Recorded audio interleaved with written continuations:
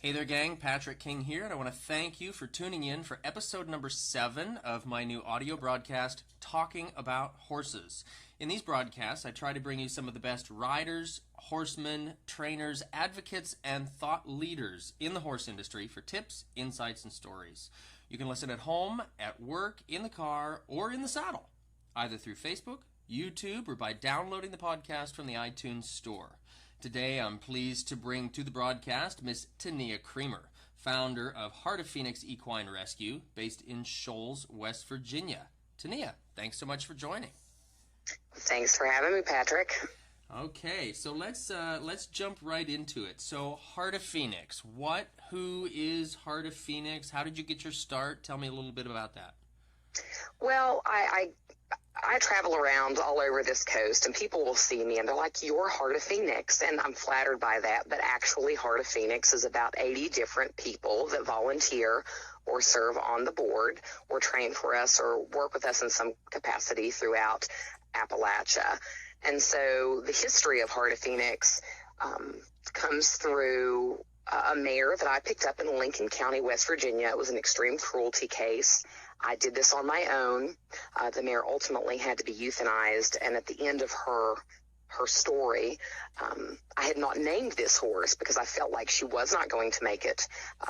When the vet recommended we go ahead and put her down, that was the name, Phoenix, which has kind of been a funny thing because people always assume that means we're in Arizona, but it actually is the proverbial rising from the ashes play on words. Gotcha. Okay. Okay. So we are named after that first personal rescue that I did many years ago. And it grew from that horse to kind of building a social media presence on my own, and then through a couple of years, people wanted to help, and people that were donating became fosters, and they became board members, and we became a nonprofit. And it, for the longest time, we were the only 501c3 organization in the entire state of West Virginia serving as a horse rescue or horse advocacy organization of any type. So. Wow. Okay. Wow.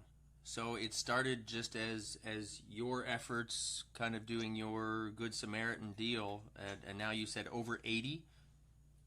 Over 80 volunteers at this point, and it really started with me looking around and saying what you should never say, why isn't somebody doing something about this? And right. I thought, oh no, Tinia, you've done it now. And there was clearly no one even thinking in that vein in the entire state. And unfortunately, which you know, having visited here, it's an extremely impoverished region of the country, the most. And horses suffer unspeakably, and I'm willing to say more than anywhere else in the United States. We see the worst of the worst here.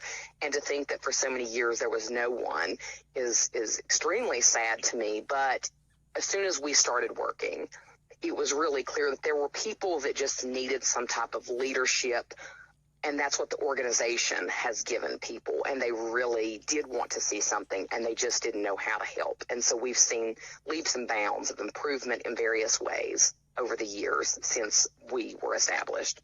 That's fantastic. So the community has really jumped on board with the efforts then. I mean, they really seem to have, and I will say, and your listeners will know, rescue in general has a bit of a bad reputation because you get, just as with anything, you get a lot of bad people, but you also get a lot of well-meaning people that don't really know how to operate what essentially is a nonprofit business. And so people really approach new rescue with hesitation, and they should. It took a while for people to see this, that Heart of Phoenix was not only doing good things, but that we were going to be here for many, many years and become a major player in the equine industry in Appalachia. So once they saw we can trust this organization, at that point, yes, they became very supportive, and that's when we went from 12 volunteers to 50 to 60, 70, 80, and so forth. Gotcha. Gotcha. Well, and I mean, so pretty early on here in the broadcast, we're kind of touching on, and you're bringing to mind for me some interesting thoughts that until I had worked with a couple different rescues, of course, Heart of Phoenix, and also I've worked with Gentle Giants in Maryland. We see, or I've seen, just through your group and through Gentle Giants, and just a general awareness through some of the other humane societies and things like that I've done some work with, we see, like you said, kind of non-reputable rescues, almost glorified hoarder situations, and then that seems to kind of turn the tables back over onto you guys, because then you get, the reputable rescue organizations end up getting twofold the horses that you would maybe normally get, because they're being taken from folks like that. And then this, I'm assuming, is where, like you said, folks weren't real trusting to begin with. Well, and it happens so often. And while here in West Virginia, when we really came onto the scene, the other rescues that had existed previously had already closed. We really felt that hostility because of what had happened previously. One of the biggest seizures in the state of West Virginia's history was in northern West Virginia a few years before we became an organization, and it was over 100 horses seized from a rescue.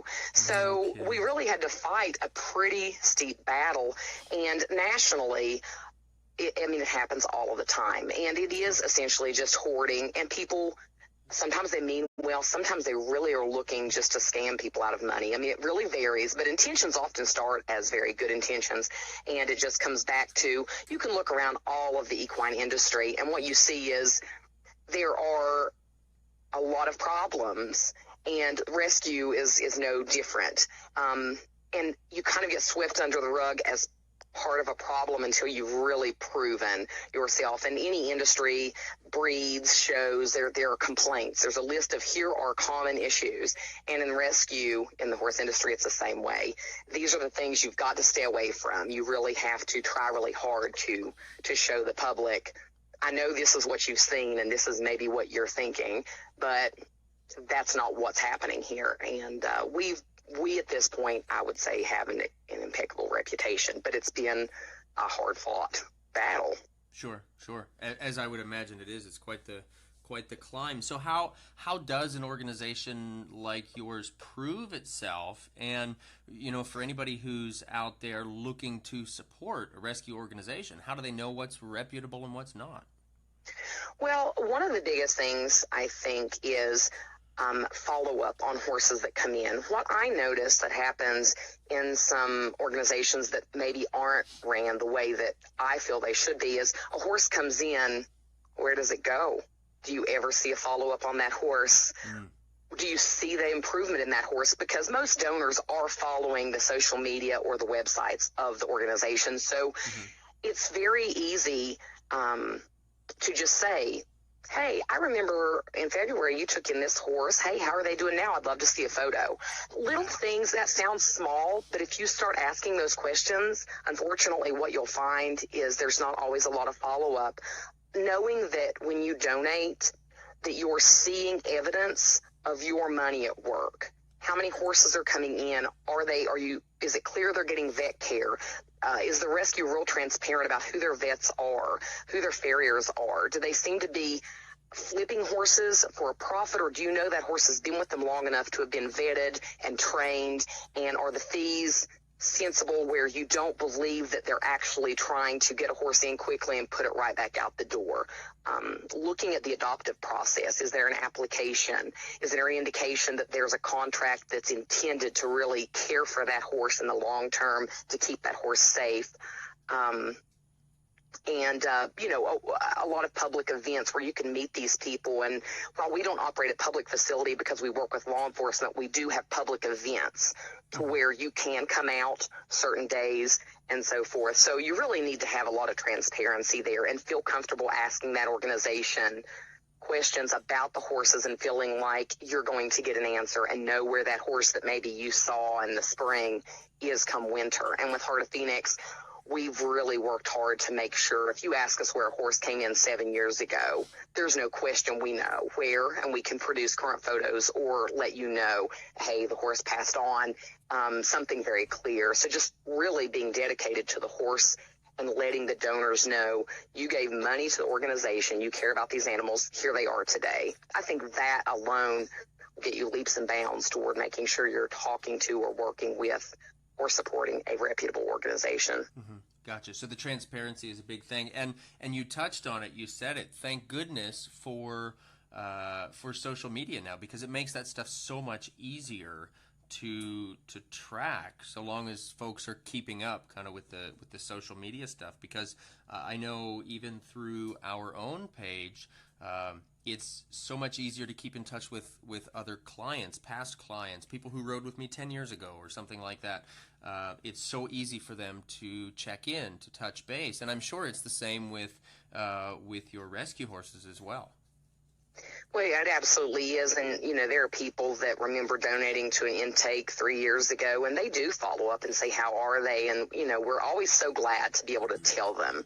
And I know that's why we've kept long-term donors, is that they know, even if they gave a small amount or a large amount, they know that it clearly went somewhere for the purpose they intended, and that they will know the end story of that horse, and that matters a great deal. The other thing that I feel like we do that may have helped us become more successful, and a direction that I wish more rescues went, and a direction I think donors and supporters should be looking for the rescues they support to be going in, is education. One of the things that I hope for is that in a decade, we don't need to have this level of rescue happening anywhere. But if people aren't proactive, it's never going to change. I don't want rescue to have to exist. I want it to be the last resource, not the obvious end for so many horses to end up in. And so I think that rescue needs to really start becoming an active part of the equine industry, not a fringe part, the dirty part, the unfortunate part, but work as a proactive organization to make better riders, make people make better selections with their horses, make people make fewer mistakes when they have their horses, create fewer problems in their horses, and learn more about just overall equine care, so that horses don't cycle through so many owners, thus they end up in rescue or in negligent situations less often. And it's a direction I feel like rescue's starting to turn, but until the bulk of organizations do, we're not really going to see 10 years from now fewer horses in need. And so, if somebody is looking for an organization, I think having a clear plan and a clear educational focus and a proactive focus is so important, or we're going to be doing this same level of rescue in 10 years or 20 years. And I'd like to believe that it can be made better by bringing the whole equine community in to say, we love horses. We want to make sure that we're doing everything we can to make more conscientious owners and better horses. Gotcha. So that they're with their owners longer. Yeah, gotcha. So less of a, like you said, kind of a last-ditch sort of an avenue, and more of a resource or a network for general education and care. I mean, that's what I hope, and that's what we try to do. That type of thing takes more funding toward, people like to donate to crisis cases. What people want to fund as a donor is the emaciated horse with a broken leg coming into the rescue. However, what really is most effective are things like gelding clinics and health clinics and riding clinics and training for the person who's about to give up on this horse they have because they don't know enough, but they want to stick it out.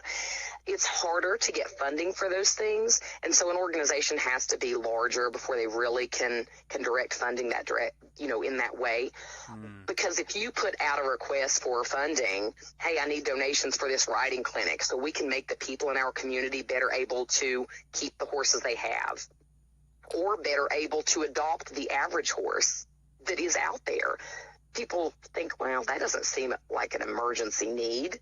And so just kind of changing the way that horse people who support rescue think is very helpful, because think proactively. Don't think at the last minute when the horse is already so far gone that saving the horse is very difficult.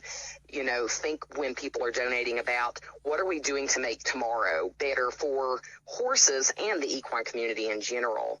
And that line of thought, which, like I said, I don't think a lot of rescues are talking that way, but I do think it's shifting that direction, will, I think, ultimately impact the whole equine industry in a really positive way.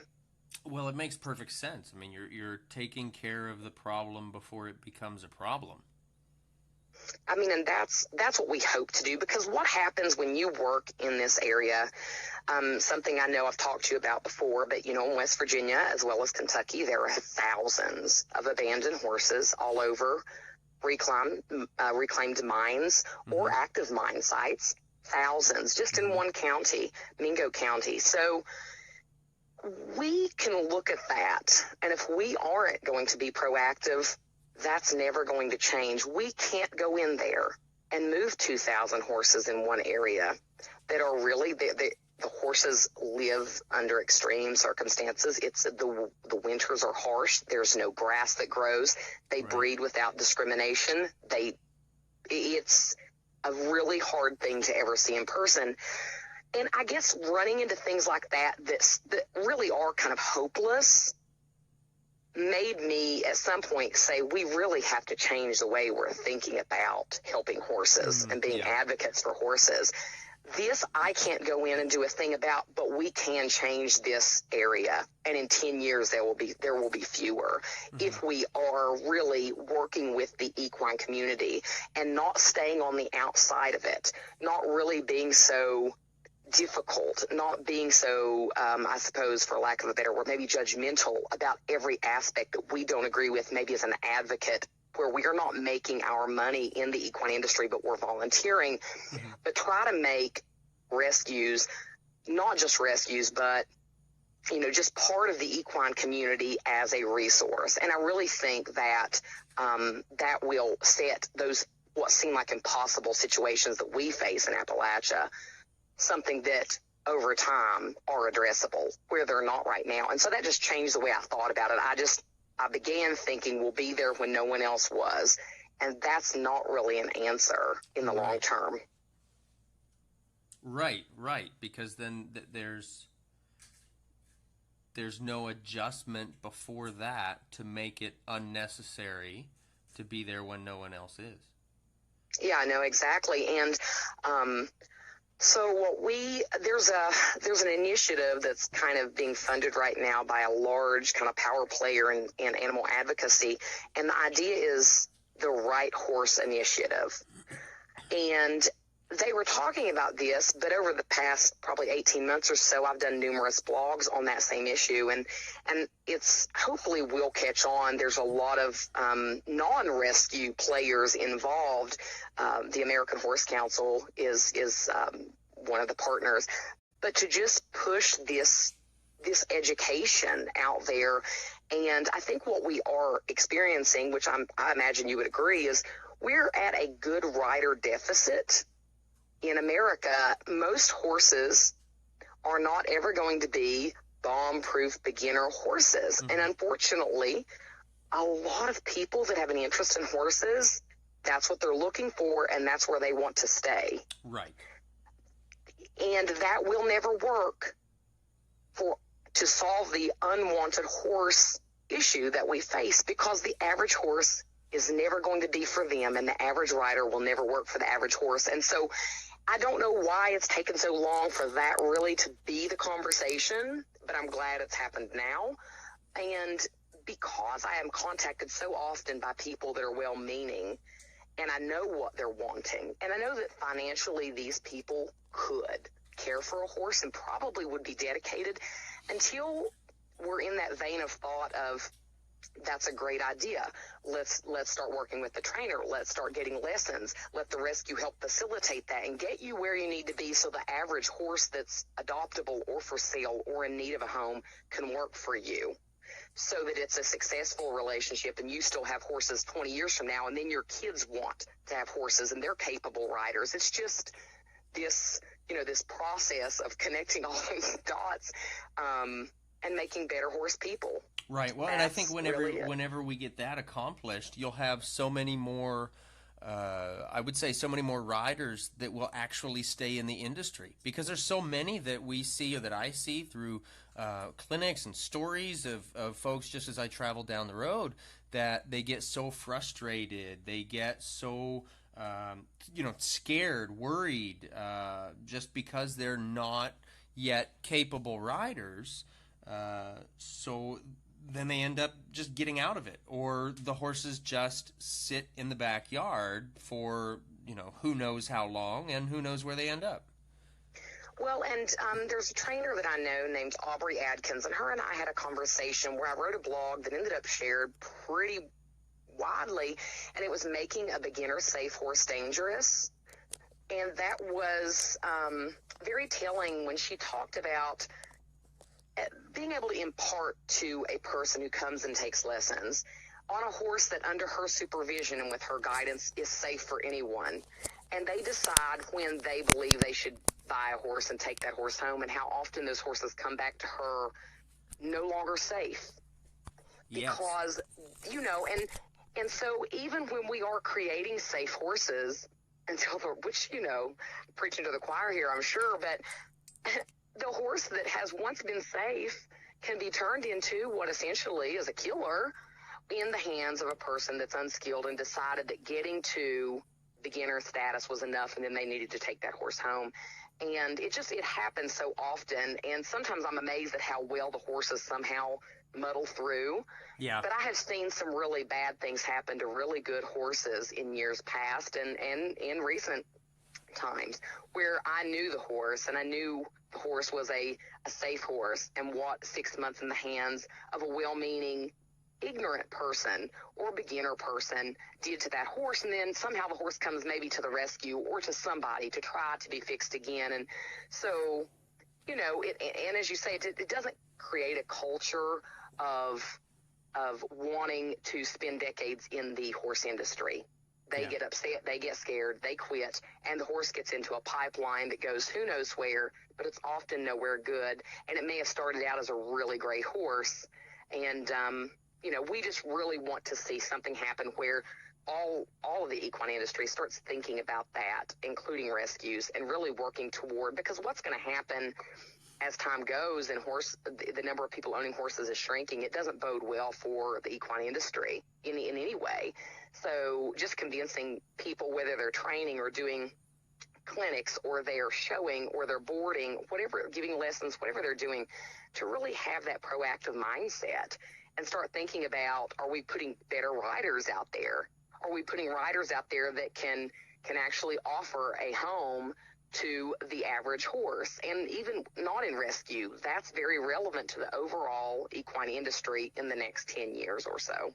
Right, absolutely. Because then when they're not, they, well-meaning or not, which of course I'm sure most of them are well-meaning, but the horses still end up kind of in that downward spiral, just because of lack of knowledge or resources or capabilities or whatever at that point. Yeah, I mean, I've been at shows and been around and heard people that maybe they started a horse. Maybe they got the horse in when he was 3 or 4, and they knew how he was when he was 7 or 8. And then the horse resurfaces, and they'll say, well, you wouldn't believe what a great horse he was. But then, we went through this person, now the horse is whatever. I mean, maybe he's crippled. Maybe he's just dangerous. Maybe he's just not a cooperative partner. It's hard to say, but I hear that all the time. And I think sometimes I hear that from people that should be major parts of this area's equine community. And we can't just settle for that. I mean, we're all responsible. Anyone who's ever loved a horse or decided that that's where their living was going to be, really should feel a sense of responsibility to make sure that we pass on that same love of horses to the next generation, and make sure that there's a really good chance that it's going to be better than this one. And so, that's kind of essentially what Heart of Phoenix hopes to do. We really don't just want to be the person animal control calls to come out and pick up the broken horse, and we certainly do that. But if we're still doing that at the same number in 10 years, we, as well as the others in, the horse industry in this area, will have failed. That makes perfect sense. It makes perfect sense. So that's going to bring me on to a question here, kind of as an offshoot of this. How then do you qualify adopters for these horses that you take in? Well, it's a long process. Honestly, we usually do not accept people who are true beginners. What we do is when you apply, it's kind of like adopting a child. I'll not lie to you. It's a big process, and it's kind of daunting. What we ask for is a professional equine reference, your vet, your farrier, 2 personal references, and then we're going to talk to you, as well as you're going to fill out information that lets us at least see who you think you are as a rider or an owner. And from that, we're going to tell you the horses that we have that we think will work, or we're going to say if you're working with a trainer. That comes up a lot. And I will say, because of the process we put people through, people that come to us often, if they are somewhat beginner riders, they are usually boarding with in a training facility. So that's helpful. Our application is set up that it's asking as if you already are a horse owner.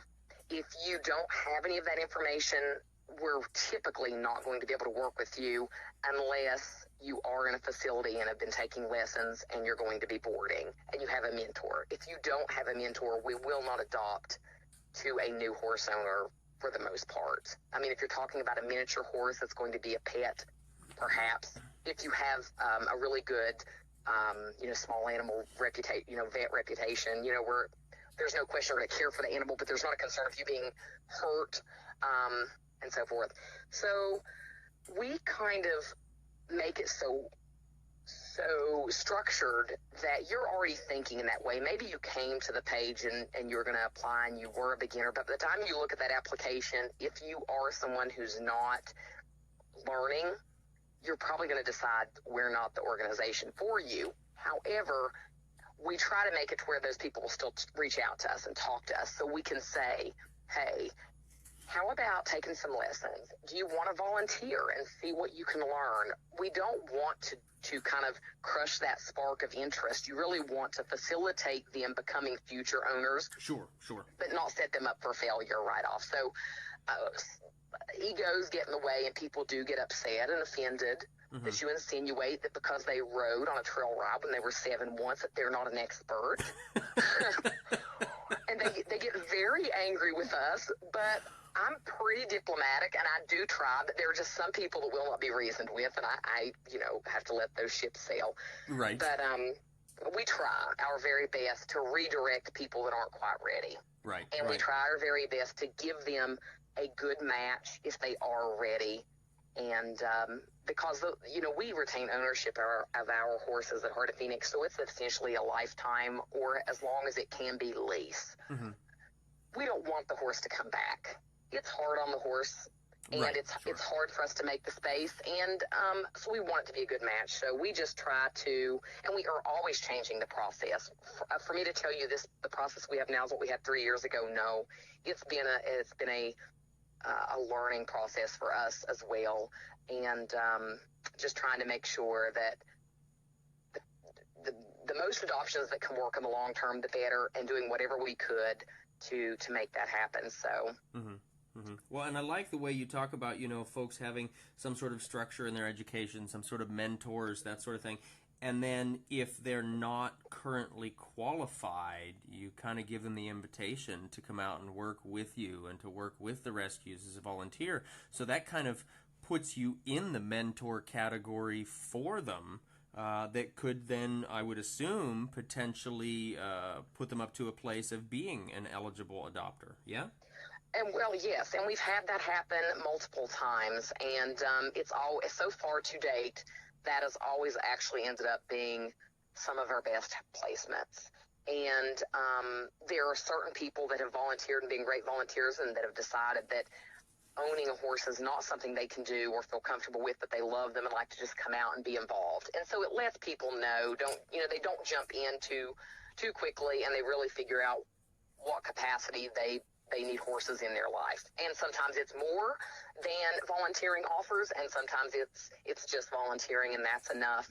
So that's been a great thing. But also, I've heard a lot of feedback from friends of theirs that have then, maybe they've waited or they've contacted us first. So it does spread kind of this proactive approach over time. And, sometimes it does feel like emptying, the ocean with a teaspoon, but it's some progress. And having a really good social media presence and putting out a lot of information, because that's the age we live in. Yeah. We have gotten tremendous readership on our blogs and different things that we post. And as a result, people far outside of our area have given us a lot of reason to believe that alone creates a big impact. I read this and I realized that's who I am, and I realized this, and they may be in California or Washington or Canada. It's hard to say. But sometimes it's just this type of information is not being put out there. I don't feel like that conversation of being the rider you need to be before you get a horse has been as much a part of the public conversation of horses as it should have been previously, and probably still isn't where it needs to be at all, but at least I hear about it now. And so, doing clinics and things, I at least assume, hopefully you're exposed to people who are wanting to learn. That's why they're there. Right, exactly. But that's not, unfortunately, the equine community at large. Right. And so just talking about the need to be the rider your horse or your potential horse deserves kind of changes everything in the common sector of horsemen or wannabe horsemen. Right. Well, it is a mind shift. It's more. Somebody said it. Maybe it was you. Maybe it was you that said it in a conversation that we had. But they. Anyway, the conversation went something to the effect of, so many people talk about wanting to get a horse, maybe wanting to rescue a horse for what it'll do for them and how it'll make them feel, rather than the reality of they're doing that for how they can help the horse to be, or how they can help the horse to feel. And I think the education goes a lot into that, because, this whole idea of horsemanship, it has to be less about us and more about the horses. Well, and that's so much what I encounter, is that people are looking, especially in rescue. I mean, certainly even volunteers, people come because they need something from this. Mm-hmm. But what really happens if they stick it out, it really changes in their mind, and they really start to think about this obligation to see this horse where it needs to go. And that just, I hope that we see more potential owners and more owners stop thinking about how the horse feels that need in them, and really think about them as large, feeling, emotional, complex creatures. Mm-hmm. And, let that guide more of how they work with their horse, or let that guide how they decide when they purchase or adopt a horse, what they really are able to offer, and what kind of horse they need. So, the kind of the other side of the industry is, so that conversation is more about the people who don't know, and maybe they're not qualified. But then we are doing, which I know you're aware, this trainer challenge, the Appalachian Trainer Face-Off. And I feel like that hits a different audience. What we wanted from this is not just to get really solid foundations on horses that had no previous training. Certainly that is extremely important, but it was to take people that the horse industry in our area respect as good horsemen and horsewomen, that show and deal with what we think of as valuable horses, and to take rescue horses and show what they can do, and then hit that audience that rescue maybe doesn't hit. That was really my hope, was to turn the table of what a rescue horse is. And at least in our area, a common issue was that if the horse ended up in a bad situation, the horse failed rather than a person failed the horse. And it really is no indication of the quality of the animal or the mind of the animal. Often it was, or almost always it is, a person didn't see through their obligation. And so it's been really kind of this beautiful thing to me on this coast where it had not been done in our area, where you took these horses and you have these trainers showing that, I mean, they could have taken no horse any further than some of these trainers are taking these horses, no matter where the horse came from, no matter the nothing. It would have made no difference that this was a rescue, where this horse was born out on a strip mine in Kentucky, or this horse was starved to death in Mingo County, locked in somebody's carport. But essentially, that these trainers can take them, and with the right method and so forth, take the horse through so much in 100 days. And I hope dispel the idea that rescue is somehow the horse has done something wrong, or that means they have no value. And I think doing that repeatedly over years will change the minds of lifetime horse owners, maybe multi-generation horsemen and women, to maybe stop and think, don't just discredit this animal because it ended up in a bad situation. They're viable partners for anybody, and that hopefully will open up a whole new realm of adoption and partnership with people that maybe they offer lessons, maybe they, various things where maybe that's not a vein we're getting to adopt into, but our horses need homes, and whatever, we can do to let people that are already in the industry that are knowledgeable know, don't discount the horse because it's a rescue. Right. I think that just carries tremendous weight, and hopefully for years to come will. Right. Well, and I think you're right. There's so many people that have this idea that because it's a rescue, that means that it's a throwaway, and if it's a throwaway, there must be something wrong with it, or it must have done something wrong, and that doesn't always have to be the case. So I think that's fantastic. Can you tell us a little bit more about that, the Appalachian Trainer Face-Off? Well, so we, August 25th and 26th in Winfield, we have 7 trainers. Originally started with 8, and Nicole, that you know very well, has decided that she feels like the colt, the young gelding that she has from us, that he needs more time, and she's really been kind about that, and so that's awesome. So we, instead of having 8, we'll have the 7 trainers will compete. Michael Lyons is one of the judges. Tim Klein is another, and then Susan Sunday, who is an officer of Heart of Phoenix. They will make up our team that will judge. The horses will go through something pretty similar to the Extreme Mustang Makeover process over a 2-day period. Okay. And then we will ultimately, we'll have a youth winner, and then we will have, a first place. And it's been an amazing thing because we really don't usually see horses taken this far. You're certainly asking more of the horse in a competition like this than the average adopter ever would as a trail horse. So it's so nice to see these horses, some of them that we literally pulled out of, horrifying situations at body scores of 1 that barely were able to recover, be able to do what they're doing now, and to hear the feedback from the trainers, and the appreciation for the minds of some of these horses and the abilities. People that have worked with horses from all kinds of places and all kinds of values, but to see that they're genuinely impressed and have enjoyed this, and the way that they've put so much into it has been tremendous for us. I mean, I think it's the greatest thing we've ever done. I've done so many things with horses and rescue, but this, to me, hands down, the greatest thing we've ever done. And so what we did was we paired it with a show that we've done every year. So this is the 5th annual show, and this will be the first annual face-off. And so that 2-day event will have the Appalachian Trainer Face-Off running in Winfield, West Virginia in one arena, and then the show will be taking place up until the end at the freestyle, and then that will be kind of all eyes on the trainers as they finish up. So I expect a really big turnout.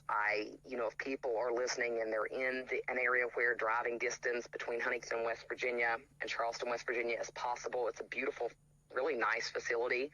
People are welcome to come show, but just to come and see this, I think will be well worth the drive from wherever anyone is, even That's Washington. Awesome. That's awesome. It does sound like a lot of fun, and I know I've tried, a little bit in some rare moments to try to catch up and see what's going on with all of the horses. And it does. It sounds like there's been some amazing progress with a lot of these horses. Even with, like we talked about, Nicole's little horse that she drew, he's given her some challenges, and she's done a couple videos and some photo updates with him of the things that she's doing with him. And I know she and I have talked about him as well. And what she's doing to try to help him to come as far along as he possibly can while he's with her, even though knowing that she's kind of going to take that road with him where she's not going to compete. But it sounds like there are some fantastic things going on with these horses, and that's awesome. That's awesome to see. Well, I mean, and ultimately, what we hope is that it provides exposure to trainers that we believe do a great job, and that most, if not all, the horses will get adopted, at the end of the competition, and really set the precedent for more people to want to do it next year. And we just, just overall, it's just been amazing. I can't even express it enough. If somebody's out there and they want to go on to Appalachian Trainer Face-Off page and you look over what some of the trainers have done, and I'm just starting this week as we're kind of winding down, I'm starting to share the before stories of the horses, which I had not done with photos. And knowing the type of work we do and the horrible things we see, you can imagine what it looks like to juxtapose these horses now performing at the level they are with an intake picture tied to a tree, starving, with a carcass of another horse dead beside of it. That's the kind of thing that we're doing. And hopefully that just helps all the way around and kind of dispel the myth of what rescue means and what they can do, but just really powerful for the audience that comes from the trainers. These trainers all had followings and clients and things, and for them to have come over and to be able to see this, I think it's just priceless. I really do. And we really just can't wait to see it all, play out. It's kind of like, I don't know, I'm kind of I'm a hard person to get super excited. I usually just do what I have to do, and I try to do it really well. But this particular event has just been, it's just been amazing. That's all I can say. It's tremendous. That's awesome. It has been great to see it all kind of playing out. I know we had chatted, I think before you even made an announcement about it happening, we had chatted about it starting to come to fruition, and then to see how it's been unfolding has just been great. So one more time for folks that are listening, when and where is this final deal taking place for the face-off? It is August 25th and August 26th in Winfield, West Virginia. Fantastic. And the show, who is that open to? It is open to anybody. It's a fun show. There's a lot of game-type classes and a lot of casual classes, but no matter what level, no matter what you ride, there are classes for you both days. Awesome. Great. So if anyone is in driving distance of that, I know I would definitely recommend for folks to go and catch that with or without their horses, because I'm sure that's going to be a ton of fun. And having had the chance to hang out with you guys and the volunteers through Heart of Phoenix Equine Rescue, I'm sure it's going to be a fun time with a little mayhem and a lot of laughs had by all. All the fun. We have all of the fun. That's fantastic. So, moving on from here, I've got just kind of a few more questions on my primary list here, and you've piqued my interest always. I think it's kind of one of my, I don't know if I want to call it one of my favorite topics that you discuss, but to me it's the most intriguing, and that is the topic of the mine horses and these thousands of horses, if that number is right. Thousands of horses. What?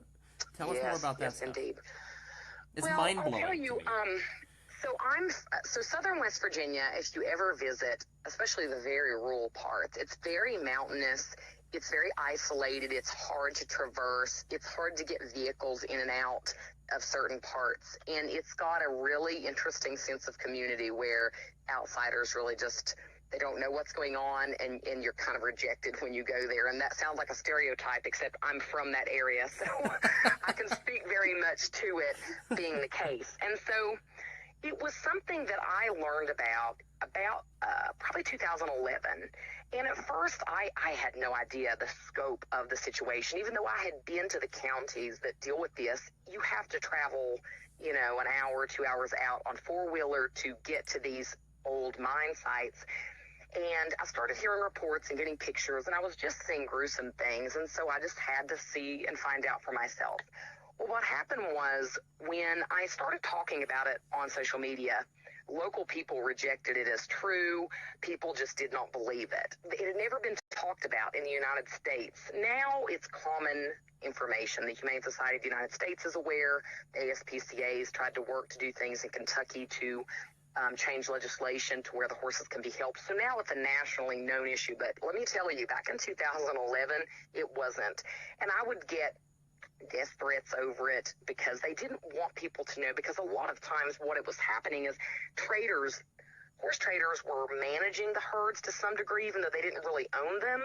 And they would go in and they would round up the horses at the end of, going into winter and maybe haul them to Sugar Creek or haul them, to a sale, because that was a little bit of money in their pocket. So they didn't like that I was drawing attention to this. The issue, though, came to be more involved when land companies started reaching out to me for an answer. What happens is these sites are, through the EPA, they're reclaimed. There has to be a certain amount of forage and trees and so forth replanted, and the horses were and still are destroying the reclamation process. So the landowners were getting fined by the EPA because nothing was being reclaimed because the horses are eating everything. And that's when I got the first numbers. I knew there were a lot, but I didn't know how many until the land companies met with me. And we're talking some of the wealthiest, the biggest landowners on the part, in the eastern United States. Major money here. Met with me in Charleston, had me come, and I sat down with their attorneys and some of the representatives, and they said in Mingo County alone they had numbered 2,000. That's incredible. And this is 2014.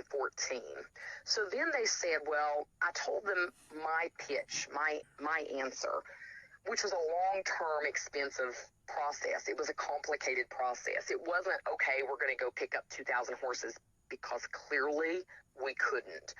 So, and that was just one county. So what they did was ask me to come speak at their landowners conference in Charleston, and there's about 300 people attend this conference. That's once a year. And again, you're talking tremendous wealth, land barons. I give a presentation. I never hear from them again because the answer wasn't easy. So I took some trips out and documented the herds, and Cindy at Central Virginia Horse Rescue, really well-known rescue in Virginia, came up to see it because in 2014 it still wasn't accepted the way it is today. That now you've had numerous people film and go out and highlight it, and it's understood to be now. But 2014 was still in that transitional period of, is this an urban legend? Sure. So she drove up, I don't know, maybe 8 hours from Virginia, and said, take me out and let me see him. Not because she didn't believe me, but she said, I want to see with my eyes what you are showing people. And we went, and she said, I will never be the same after seeing this. It's just, you go through this extremely poor area, and you drive for so far on these little roads out onto the tops of these reclaimed mountaintop removal sites. As far as you can see are horses. A lot of them are starving, a lot of foals on, the sides of mares and a lot of carcasses. They hunt them. They the local people hunt them sometimes. So you'll see them, carcasses where they've been shot with bows, and people chase them with they're four-wheelers. Hunting them to stop them from destroying the land, or they're... My understanding is they're hunting them because there will be too many stallions, and they're kind of managing the herd. Gotcha. And the locals really like the horses. It doesn't matter that they're in poor condition. It doesn't matter. They don't know any better. They just they think of them as the Mustangs of the East. And they get very upset when you talk about doing anything with the horses. And then the horse traders that steal because they're local to these areas, they are very aggressive about you going out. It's no longer safe for me to go. I've just made too much about it, and so I cannot safely go anymore, and no one will take. I'm willing to go because I still want to record what's happening, but nobody that I know will take me out. They are afraid for different reasons. It's very volatile. Now, I can just picture you gearing up like Rambo, and putting I would do it. the makeup on your face and some sort of Brenda Badass theme song playing as you strut out into the banjo country of abject poverty out there. I would do it. And every winter I ask other people to take me, because the thing is you have to go out by four-wheeler, and you can't walk. There's no way to walk. You would never be able to even find where you were going. And, so you have to have a local person that knows those little roads and knows. Because the terrain is so challenging? It's so challenging, and there's so many little roads. You would end up lost and never make it out. Just you couldn't do it. And so on the flip side, Kentucky has made a lot of progress. Kentucky Equine Humane is one organization that's been able to remove a lot of horses in Kentucky in the last few years, and actually one of our face-off horses came from a roundup in Kentucky by Kentucky Equine Humane. Wow. He's competing, or Adam Black of Ohio has done an amazing job with him, and he was born probably second generation at least, if not more, feral on a strip mine in Kentucky. But Kentucky has changed the laws, and they've been really accepting to people coming in. It's just a different culture is all I can say in certain parts where they've been able to work. But in the areas in West Virginia, it's just not happened yet.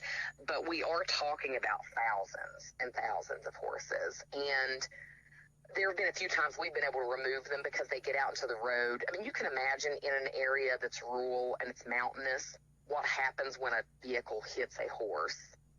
Oh, yeah. It's I get photos all the time, and they come down in the winter to lick the salt from the road. So it's when everything's dead, and it happens. And I've just gotten photos of the most horrible things from Mingo County of horses being hit multiple at a time. They destroy the vehicles. I can't say that people have died or haven't, but they certainly have been in vehicles that when I see the photos, I wouldn't be surprised if someone had died in the accidents. And the roads are just serpentine, so you never know. You can come around a corner and there's a herd. Yeah. Yeah. I had photos of 30, 40 horses across roadways where school buses travel in the morning when it's early. And so, in the grand scheme, what I see the face-off doing, if we can ever get legislation to allow it, or if we can work really well in Kentucky, is to bring attention through the retraining and the roundup of these horses, because I don't know what's going to happen if something doesn't give. And it's a very hard thing. I see neglect of the worst kind constantly, but it's different when you go out and as far as you can see are horses that are going to starve through the winter and that already are in poor shape in the summer. And to know, and they come up to you because a lot of times they have just been abandoned, and they do remember, and they look at people, and they follow you around. So that was going to be my next question, was how they get there. So they're abandonment cases. Originally. And it's funny if you go out and see. So I would say 50% are probably abandoned or roughly that at some point. And then the rest, certainly are first, second, third, who knows how many generations born feral. And most of the time, because the conditions are very poor, they don't survive a very long time. But the ones that do are herds that won't approach you. So when we went out that one particular time with Cindy Smith from Virginia, and we documented so much of these herds, every herd has a stallion and multiple mares, and they'll have multiple foals. And then how that herd interacts kind of tells you how new they are or to being there. But what we found is all of the herds would come up to us except a herd of what really were ponies. And we had a local miner with us who actually was so afraid that people would know he brought us there, he wouldn't let me put his face in the photos. And he was actually just out of the underground mining in his outfit covered in coal. So the photos that I have I remember seeing some of those photos. Yeah. Yes. I mean, it's amazing. It tells a story about West Virginia that's beyond the scope of this conversation. But what he said was that herd was decades of feral. And so they were very small, shaggy, little brown, dark colored ponies. You couldn't get within half a mile of that herd. And those are the herds that somehow have adapted and make it. The other herds, while there could be a couple generations there, they just don't thrive. The big horses, we get a lot of walking horses, so a lot of Tennessee walkers, a lot of gaited horses, a lot of color. There's a lot of color in those herds, and that's how you kind of know this is a more recent drop-off. And maybe they'll make it through a winter or two, but chances are if they're going to be multi-generation feral, it's going to be one of those herds that are much smaller and clearly have adapted over some decades to living out there. Wow. That's that's fascinating. I mean, it kind of always makes my jaw drop every time you talk about it, because I've seen feral horses. I've seen, kind of our wild horses out west and up in Canada and things like that, but nothing like what you're describing at all. I mean, and even the bands of horses that I've seen have been very small in numbers, a dozen, 2 dozen maybe or more. So I cannot even imagine.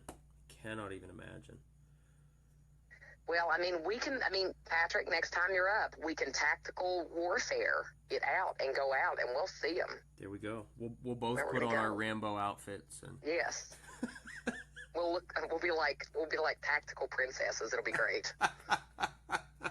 Yes, for sure.